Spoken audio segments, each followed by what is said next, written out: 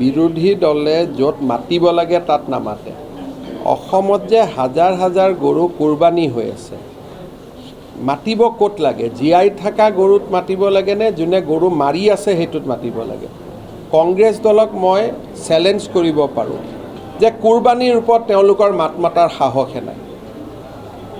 আমি যেনেকৈ বিজেপিয়ে ক'ব পাৰোঁ যে ইছলামে গৰুৰ কুৰবানীটোক কেতিয়াও মান্যতা কৰা নাই, যিকোনো জন্তুৰ কুৰবানী হ'ব পাৰে নে নোৱাৰে কওক?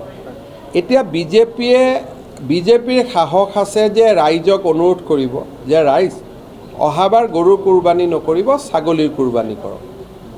কংগ্ৰেছে পাৰিব নেকি? কংগ্ৰেছে 7 জনম ল'ব লাগিব এইটো কথা ক'বৰ কাৰণে। কংগ্ৰেছেতো নোৱাৰে। তাৰমানে গৰুৰ শুভচিন্তক কোন? আজিলৈকে কেতিয়াবা এই যে দোকানে পোহৰে নামঘৰ মন্দিৰৰ সন্মুখত গৰু বিক্ৰী হৈ থাকে, কংগ্ৰেছে ক'ৰবাত প্ৰতিবাদ কৰা দেখিছে নেকি? বা ধুবুৰীত যে ইমান ডাঙৰ ঘটনা হ'ল, আজিও হাজোত এটা নামঘৰৰ সন্মুখত গৰুৰ মাংস পোৱা গৈছে, কংগ্ৰেছে এটাও গৰিহণা দিব নেকি? গতিকে কংগ্ৰেছে জীয়াই থকা গৰুৰ কথা ক'ব নালাগে নহয়, মৰা গৰুৰ কথাহে ক'ব লাগে কোনে মাৰিলে। গতিকে কংগ্ৰেছ পাৰ্টিটোৱে উল্টা, য'ত বাজিব লাগে তাত নাবাজে, য'ত বাজিব নালাগে তাত বাজে। কংগ্ৰেছৰ লক্ষ্য হ'ল যে গৰুখুটি প্ৰকল্পটো যাতে বন্ধ হয়, আৰু যিখিনি মানুহক আমি উচ্ছেদ কৰিছোঁ তেওঁলোকে যাতে গৰুখুটি প্ৰকল্পটো বন্ধ হোৱা বুলি কৈ পুনৰ দখল কৰিব পাৰে। যোৱাকালি গৰুখুটিৰ ৰাইজে কি ক'লে যে আমি তেজ দিম, কিন্তু আমি ইয়াত কাকো সোমাব নিদিওঁ। গতিকে কংগ্ৰেছক ইমান ডাঙৰ ৰাইজে উত্তৰ দিয়াৰ পিছত মই আৰু উত্তৰ দিয়াৰ কোনো প্ৰয়োজন নাই। দ্বিতীয়তে আপোনালোকে মনত কৰক যে এতিয়া নাৰেংগী কৰোৱাৰ দলং হৈ যোৱাৰ পিছত গৰুখুটিৰ মাটিৰ ভেলু কিমান বাঢ়ি যাব, আৰু এই মাটিৰ অধিকাৰ কাৰ লগত? থলুৱা ৰাইজৰ লগত। আজি যদি গৰুখুটি সময়ত উচ্ছেদ নহ'লহেঁতেন, এই যে মস্ত দলং হোৱাৰ পিছত ওচৰৰ গোটেই মাটিৰ ভেলুৱেশ্যন বাঢ়িব, এইটোতো আমাৰ খিলঞ্জীয়া মানুহে নাপালেহেঁতেন। এতিয়া গৰুখুটিৰ ভিতৰত অকল এগ্ৰিকালচাৰে নহয়, দুদিন পিছত গৰুখুটিত চৰকাৰী প্ৰকল্পও কৰিব পৰা হ'ব। বোলে উদ্যোগ এটা আনিব লাগে, উদ্যোগো আনিব পাৰিব, মাটি আছে। ক'ৰবাত বোলে এখন হস্পিটেল কৰিব লাগে, তাকো কৰিব পাৰিব, কাৰণ গুৱাহাটী ওচৰ হ'ব, মঙলদৈ ওচৰ হ'ব। সেইকাৰণে মই ভাবোঁ যে কংগ্ৰেছ দলে বুজি পাইছে যে আমাৰ প্লেনবিলাক চব ফেইল। আৰু আপোনালোকে দেখিছে যে গৰুখুটি আজি প্ৰকল্পটো প্ৰায় লাভৰ মুখলৈকে আহি আছে, কিন্তু মই লাভ বিচৰা নাই, মই মাত্ৰ মাটিটো ৰক্ষণাবেক্ষণহে বিচাৰিছোঁ।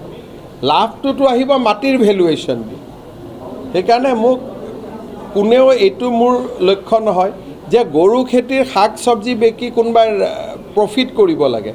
প্ৰফিট কৰিবৰ কাৰণে আকৌ খাৰুপেটীয়াৰ দৰে তাত ভেজাল ফাৰ্টিলাইজাৰ মাৰিব লাগিব, তেতিয়াহে গৈ চব্জিৰ প্ৰফিট হ'ব, নহ'লে প্ৰফিট নহয়। কিন্তু প্ৰফিট ক'ৰ পৰা হ'ব?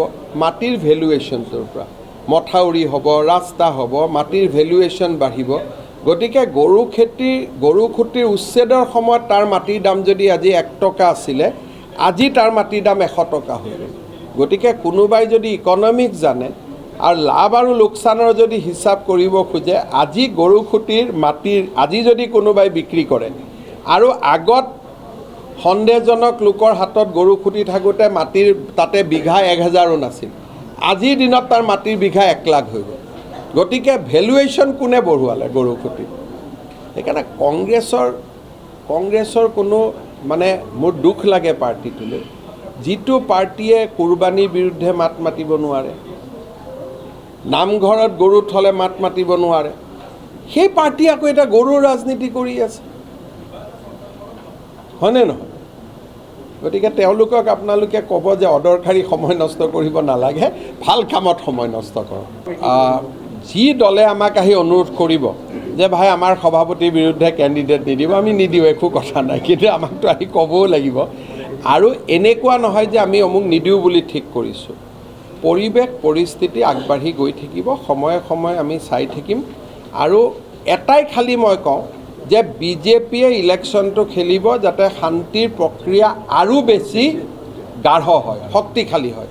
ইয়াত আমি এইটো কাৰণে যুঁজ বাগৰ কৰি যেনেকৈ কংগ্ৰেছে 10টা পাব, আমি 12টা পাম, সেইটো আমি মতলবত নাই। আমাৰ বহুত মেচিয়ৰ্ডলি আমি ইলেকশ্যন খেলিম।